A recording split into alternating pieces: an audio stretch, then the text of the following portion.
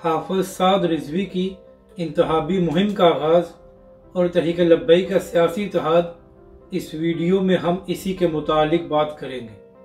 बिस्मिल्लाहिर्रहमानिर्रहीम। अस्सलामु अलैकुम नाज़रीन कराम, तहरीक लब्बैक के अमीर हाफिज साद रिजवी ने ओकारा में एक बड़ा जलसा करके इंतहाबी मुहिम का आगाज़ कर दिया है।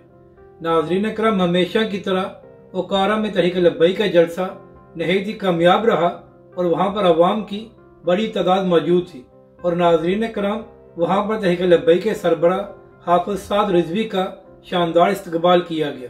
अब बात करते हैं जो तहरीक लब्बैक पाकिस्तान ने सियासी इत्तेहाद किया है।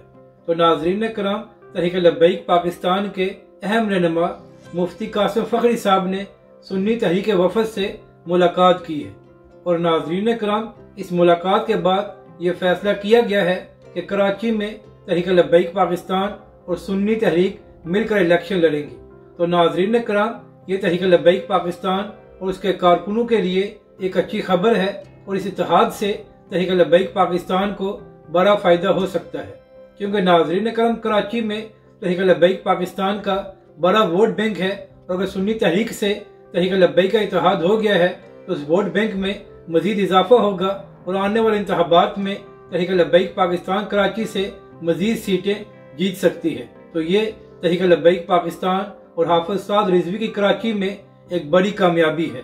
अपनी राय का ज़रूर इजहार करें कि आपको ये वीडियो कैसी लगी और हमारे इस चैनल को भी सब्सक्राइब करें।